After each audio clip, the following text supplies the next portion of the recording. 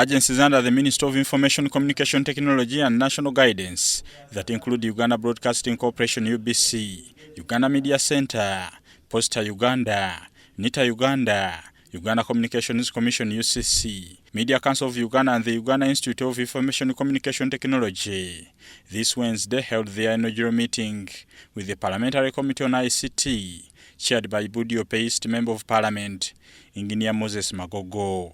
Led by the Minister in charge of ICT National Guidance, Dr. Chris Bariomonsi, flanked by his Junior Minister of State for National Guidance, Godfrey Kabyanga, and the Permanent Secretary, Dr. Amina Zawede. The agencies highlighted achievements and what needs to be done to streamline communication. We have saved government 1.16 trillion in terms of hosting services in our national data center. We also have saved on government services by sharing our infrastructure and sharing our services with other MDAs. We've retooled over 5,000 teachers and lab assistants through the teacher retooling program conducted in partnership with Ministry of Education and Sports. 18 sites around the country. These 18 sites currently give a coverage for TV to about 60%, meaning that there is a 40% of Ugandans who are not having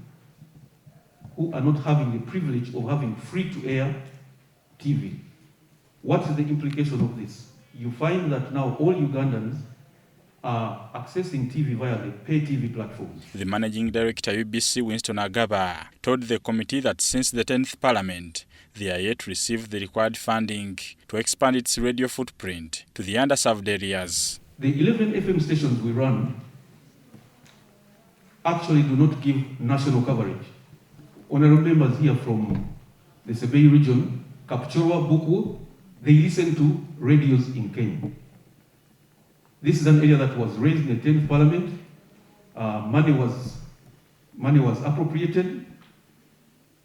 Unfortunately, finance didn't give UBC money. The Permanent Secretary, Minister of ICT, Dr. Amina Zawede, called upon the committee to support their efforts. I take this as a blessing that the ICT Parliamentary Committee is also a new one, so we can all start on a fresh page. Members of Parliament on the committee were, however, concerned why the Minister of ICT has failed to regulate content not fit for public consumption. Especially entertainment shows, Anikat, Kalakata, Live Wire, Short Circuit, Worokoso.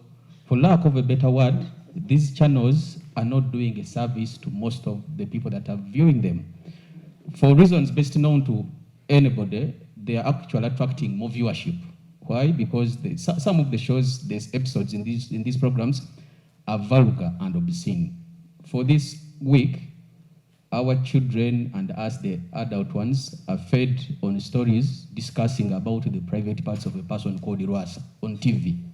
And here comes, we have a Ministry of Information and National Guidance, ICC as the regulator. We ask, do you really watch these channels? To the Minister, Dr. Chris Bariomonsi, government is coming up with more regulations to control content and the social media. Abuse, to insult, to communicate falsehoods, and even when you receive false information, we shall make the law not allow you to just forward information which you know is false or abusive. So we are going to put restrictions, but aimed at ensuring that these social media and other communication platforms are used for good purposes, not to be misused. The social media is accused of propagating fake news. Bernard Higa, UBC News at Parliament.